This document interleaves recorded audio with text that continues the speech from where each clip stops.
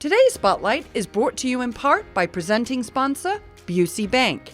Busey, your dream, our promise. Welcome to Spotlight. I'm your host, Jane Wernette.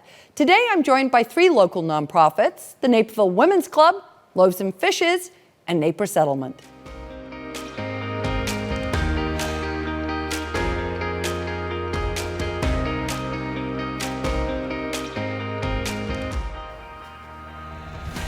You're watching Spotlight, and joining me now representing the Naperville Women's Club are Julie Cunningham and Wendy Piepho. Good to have you here. Nice to be here. Thank you. Great to be here. Oh, so nice to see the Women's Club. We always love having you here. Julie, I'm going to start with you. What's new for 2022? Well, we have a full range of business meetings and program meetings and special events planned, and we're hoping to do most of those in person. We've been Zooming a lot over the winter, but we have some things coming up where we can actually have people come and join us for something.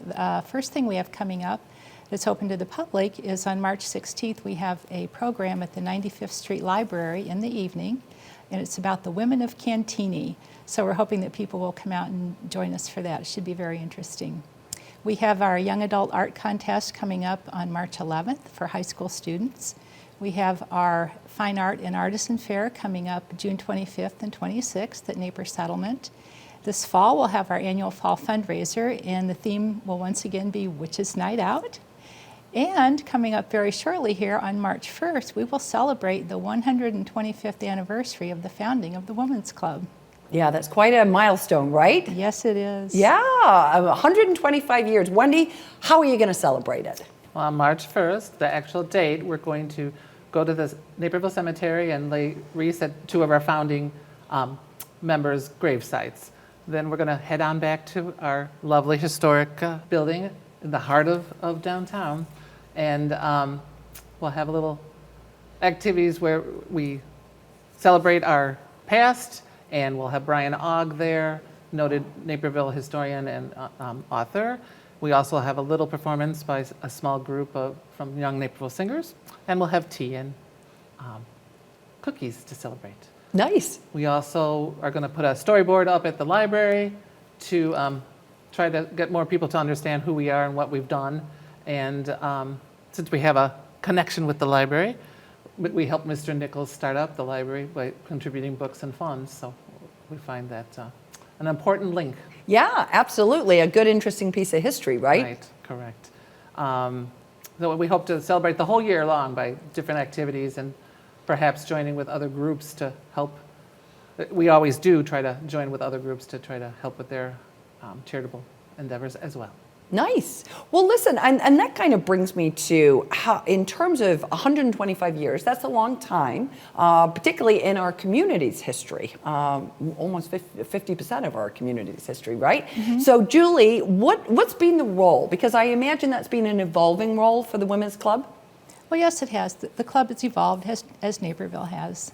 The club was started in 1897, and as far as I know, it's just about the longest existing organization in Naperville. The Naperville Municipal Band was founded in 1849, so they've got a few years on us.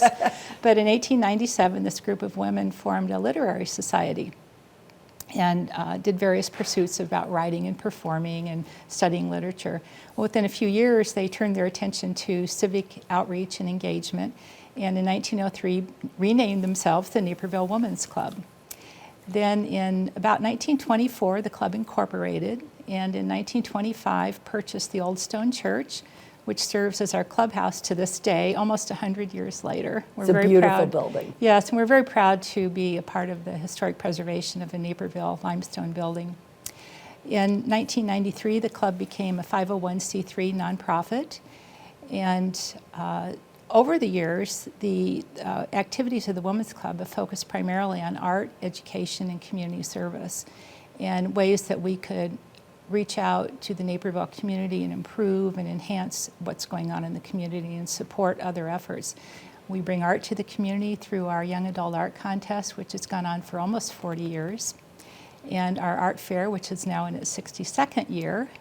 And we've also done a lot of hands-on volunteer work over the years.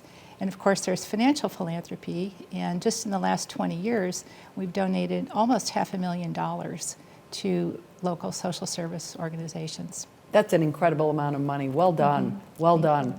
And let me just kind of pick up on that whole focus on the arts, because I think that's important. And you mentioned, Julie, 2 events that you have coming up. Wendy, say a little bit more about the Young Adult Fair and the Fine Artisan Fair. The Young Adult Art Contest is March 11th, and we speak to the teachers at all 5 of our high schools. And 2 years ago, when we were able to have the last event, we had over 250 pieces of art, which all of us are in amazement at the artistic ability of the young people in our city. We also are doing our 62nd Fine Art and Artisan Fair on June 25th and 26th, and there we'll have our silent auction, which is also popular, empty bowls, which our friends at Clay Space help us with, and the last couple years we've had a new interactive community mural where all of us can become artists for the day. And then of course we have all the artists and artisans that provide us things to outfit our homes, to give gifts for friends or ourselves. Or ourselves. I like that. Give gifts to ourselves, and it won't be my artwork. So let's just start there, right? Correct. Julie, you mentioned also about the support of lots of social service agencies in town. So talk a little bit more about your plans for this year. Okay, well, we do have some plans. It's been challenging for us, as it has for all organizations, to raise money the last 2 years. But we have hung in there, and we have raised a little bit of money, and we're ready early this year to distribute some of that. We're going to do a donation to a food pantry. We have a little bit of money to reestablish one of our scholarships that we had to suspend during the pandemic. And we have some money to give to some social service organizations. And then throughout the year, we're planning some smaller fundraisers. The big fundraisers, which is Night Out in the fall, but we do some smaller fundraisers throughout the year. And one thing that our members really enjoy doing is collections of goods for local agencies that have wish lists. In fact, we're doing one on March 1st. We're doing a collection during our 125th anniversary celebration event of goods for Hesed House that they have on their wish list. Nice. So we hope to do some smaller fundraisers this year, as well as the big one in the fall. And we're talking about doing a blood drive. And hopefully this year we'll be able to get back to sort of a more normal level of fundraising and philanthropy. I think that's true for many, right? Yes, Everybody's hoping to get absolutely. a little bit more back to business as usual. So, and certainly for the Women's Club, you're very involved in lots of different things. So as we're wrapping up, Wendy, if we wanted to get in touch with you or find out more, how would we do that? Well, we have our website, and come join us at our events. You know, we welcome you as guests, we welcome you as volunteers. But please come and join us, because we are wonderful ladies that have fun and trying to give back to our city. Well, I think that's true. And congratulations again on 125 years. That's quite the milestone. Thank Yeah, you. thank you so much. You're welcome. And if you are interested in learning more about the Naperville Women's Club, please go and visit their website or their social media. We're going to take a quick break, but stay tuned. Coming right back with more Spotlight.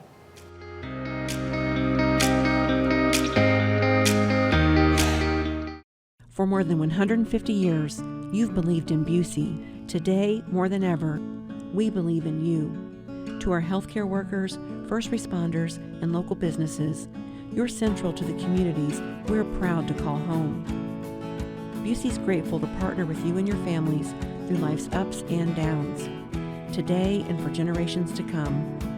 Because as neighbors helping neighbors, we're in this together. Busey, grateful to serve the communities we call home.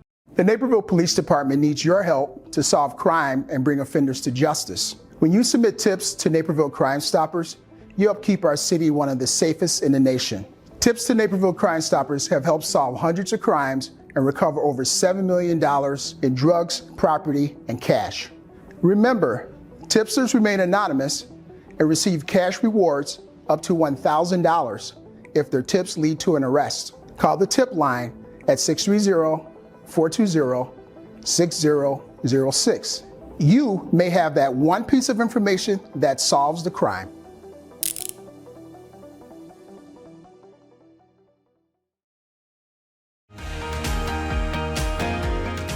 If you're just tuning in, you're watching Spotlight. I'm your host, Jane Wernette, and joining me now are Mike Havala and Nancy Wiersum from Loaves and Fishes. Well, thanks for having us today, Jane. We really appreciate it. Yeah, good to have you. Thank you. We appreciate the opportunity. Always nice to talk to you because you're our neighbors right around the corner from us here at the station. And kind of on that note, Mike, you opened a new building recently. So how's it going over there? Yes, it's going very, very well. We opened the building in October of 2021, so we've only been in there for a couple of months. But if you walk through the building, you'd think we've been in there for 5 years. We had a great team of volunteers with our facilities committee, and that coupled with our staff, we spent a lot of time planning the flow of goods and people in the building, and it's worked out very, very well. That building is our hub building, so it's in addition to the other facility that we have in Naperville. And from our hub facility, our new facility, we're serving a lot of people now with our curbside service, and we're extremely pleased with how it's going so far. So all the food originates there, comes there, and then is sorted, processed. All the volunteers are processing it and going through all of it and putting it in the right categories. And so it's just been incredible to see that develop. Yeah, I was very lucky to be able to come over and see your facility when you had the ribbon cutting. And I'm blown away by not only how wonderful the building is, but the processes that you go through and how careful you are with all of the food that you have, right? I mean, that's quite something. And I think a lot of that comes, right, because you're serving a lot more people. So say a little bit more about that, because that's something people need to know about. Sure, absolutely. So with the new hub facility, not only can we serve a lot more people, but we're doing it differently with a new model. So our model is the hub and spoke model. And so that allows us to serve people more with, instead of linear growth, with sort of exponential growth. Because with a hub, you can open up a lot of spokes. We already have spokes, but we're gonna open up some more spokes. We've opened up to 4 counties now. Prior to opening the hub, we were only serving people in DuPage County and part of Will County. And now we're opened up to 4 counties, DuPage, Will, Kane, and Kendall counties. So we're able to serve a lot more people given our new model and our new facility. Yeah, that's interesting. Yeah, it's a much more efficient model. And a hallmark of that building is the giant refrigerator, giant freezer. We have 22,000 cubic feet of cooler space, and our focus is on healthy food, not just filler food. So it really has made that possible for us to take in even more fresh fruits and vegetables, milk, eggs, and that kind of food that we really want our clients to have. When you talk about that, and you talk about not only increased capacity, but also, I think that's such an important point, right, Nancy, about really good quality food, because just because you aren't able to personally maybe put some food on the table, you want it to be the right choices, what you would choose to put on the table, right? But how are you doing it? You're also doing the distribution differently. You have some other ways that you're getting food into the hands of those that need that. Tell us a little bit about that, Mike. Yeah, absolutely. So with our conversion to the hub and spoke model, one of the things we really wanted to do is make sure we removed obstacles for people who are in need to get the need that they are in need of, right? So we have 3 ways where people can get food and get help at Loaves and Fishes. The first way is they can come shop in our market, and that's in our facility in Naperville. So sort of I'll call it the traditional with a cart, choosing your own food in our grocery market. The second way is they can pick up already packed food, sort of ready to go food, if you will, from our hub facility, our new facility. And there they'll get about 80 pounds of food, and it's fresh produce, it's dairy, milk, eggs, dry goods. And so they'll get a lot of food if they don't have time to shop in the market. And then the third way is our online shopping. So clients can now on their phones choose their food, order their food, we'll fulfill their order, and they can come to our hub facility and pick up that order.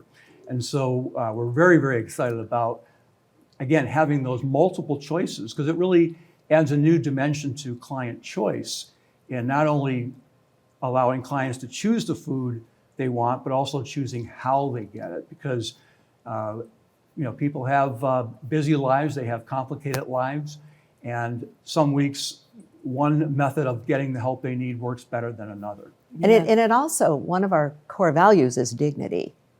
So to be able to make those choices, Yeah. what foods I get, how I get it, is something that really aligns with that value. Yeah, absolutely. Well, and I think, when you kind of roll back, I mean, you were some of the first to ever give that concept of shop the market, not just be handed a bag. And I think that really speaks to that whole point of dignity, that just because I might be in harder times right now, that I still get to live a life that I will hopefully be to again really soon in that dignity piece, right? Absolutely. Yeah. Now, Nancy, you've been working so hard to get that hub, paid for and all of that kind of stuff. How can the community help Loaves and Fishes? Well, one of the best ways to help is through volunteers. We have hundreds of volunteers and are always eager to welcome more. So if anyone has any interest, there are so many different jobs that they can do from a little bit of time. We have people there 5 days a week, but you can come 2 hours once a month if you want. That's a really wonderful way for people to help.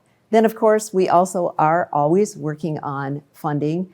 And a really fun thing that we did that has been very popular are our building blocks for lasting impact. And they're just figurative building blocks. People contribute at different levels. And then they have a block in the building in our Hall of Mission, Vision, and Values with their name on it. And people have been very creative. We've had family names, we've had businesses in memorial. We've also had a beloved pet represented.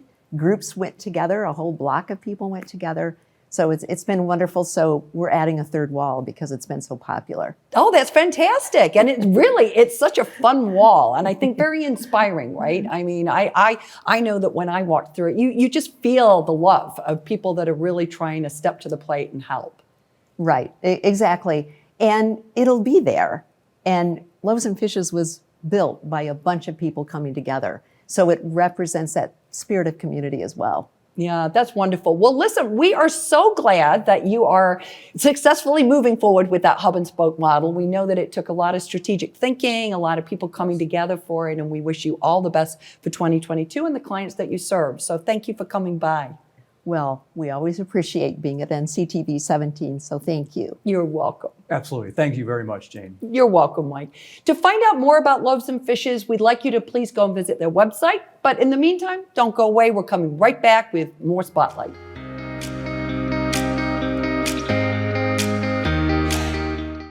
For more than 150 years, you've believed in Busey. Today, more than ever, we believe in you. To our healthcare workers, first responders, and local businesses, you're central to the communities we're proud to call home. Busey's grateful to partner with you and your families through life's ups and downs, today and for generations to come.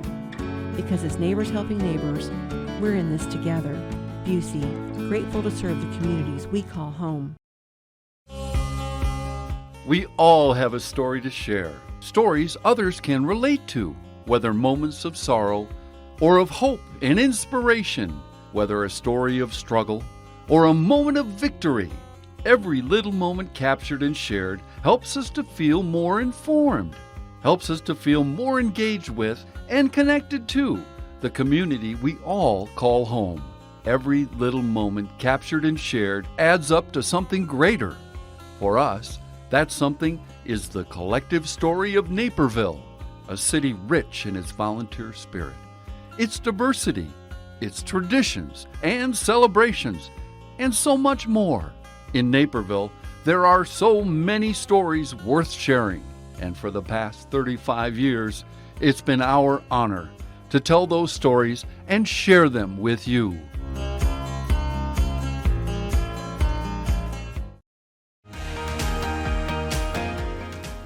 Welcome back to Spotlight. And joining me now from Napa Settlement is Rena Tamayo-Calabrese. Welcome to the show, Rena. Thank you. Thank you for having me. Super glad to have you here. And we're starting out with, what's Napa Settlement? It's the city's museum. It is the cultural icon of Naperville, and it is a national leader in the museum field. It's a national leader in informal education. So many things for so many different people. Love that. Tell us a little bit about the history, because you have the Carolyn Martin Mitchell Mansion. What's the significance? So the greatest and largest philanthropist that the city of Naperville has ever had, including now, is Carolyn Martin Mitchell. She donated to the city of Naperville through a perpetual charitable trust 212 acres of her land, and it included her mansion. And the deal essentially was that the mansion would be a museum, and what were her orchards, or today you know as Napa Settlement, would be a place to gather her community around her museum. The rest of the land has to be used for the public good. So if you look around us, everything around us is for the public good. The high school, the hospital, the cemetery, the parks, the garden plots, portion of the municipal center, the Carolyn, all of that was her land that she gave in a perpetual charitable trust to the city of Naperville. That's so interesting, because I think a lot of people sort of just assume it's the property that Napa Settlement sits on. That's right. No, 212 acres. And the important part is this city would look very, very different had there been no gift. Yeah, that's a very large gift, and one that certainly has continued her legacy for many, many years, right? Absolutely. Yeah. So, Rena, you've been there at the museum now for quite some time. What are you most proud of? It's amazing to think that it'll be 8 years in July. But there are so many things to be proud of, and I have to say the thing that I am most proud of is our staff. They are the ones that are responsible for the transformation of the museum. And we have had so much work to do in that regard. When I was hired to transform the museum. And in doing so, it required that the expertise from all of our staff really come together to push this through. And so in it, we have become national experts on informal education.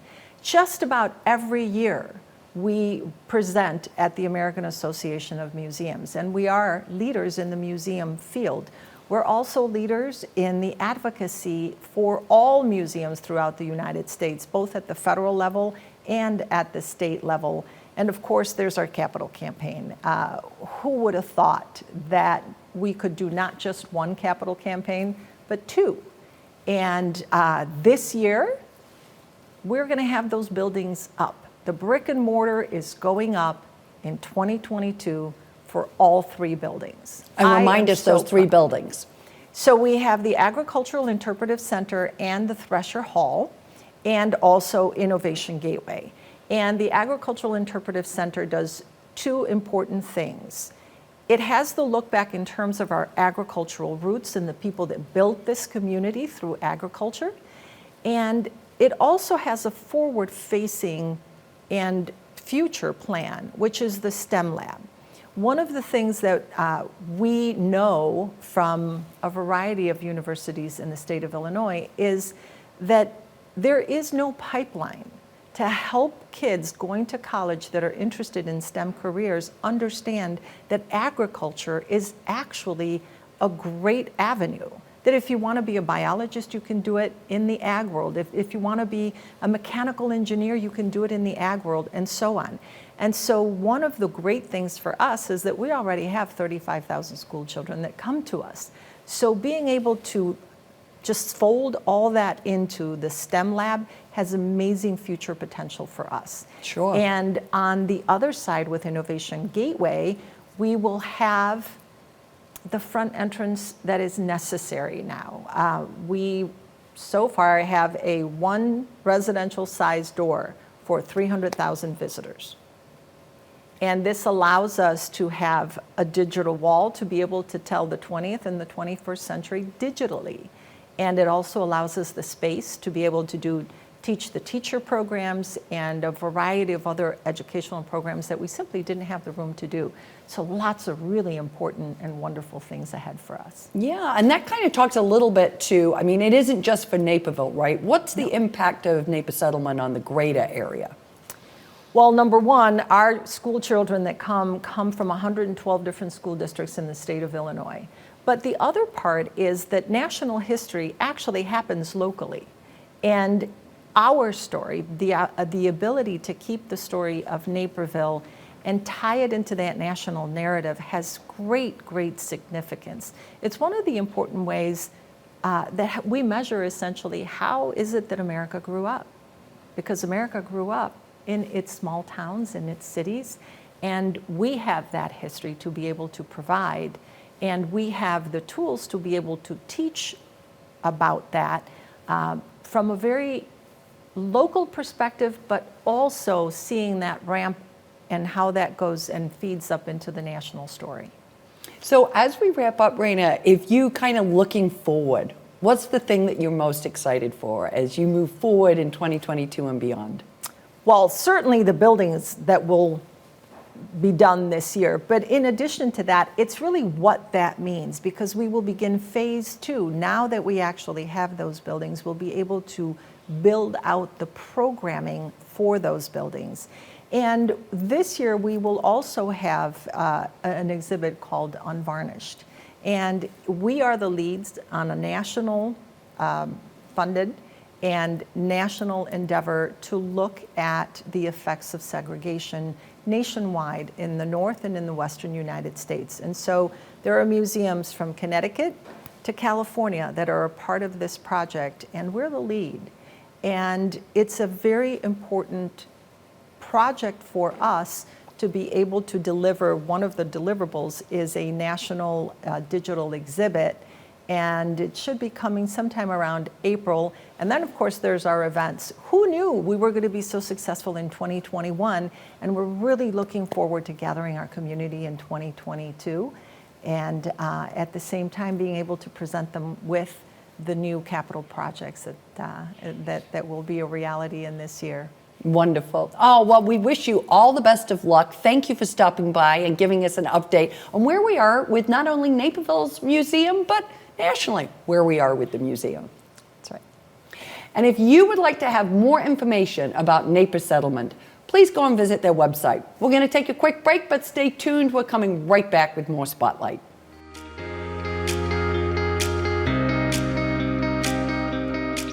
I'd like to thank all of my guests for joining us on Spotlight, and our friends at Busey Bank for their generous sponsorship of today's show. To learn more about the organizations featured on today's episode, please go and visit our website at nctv17.com. And to stay informed about what's happening in our community, sign up to receive our daily news updates and like and follow us on Facebook. For Spotlight, I'm Jane Wernette. Thank you for watching. Today's Spotlight is brought to you in part by presenting sponsor, Busey Bank. Busey, your dream, our promise.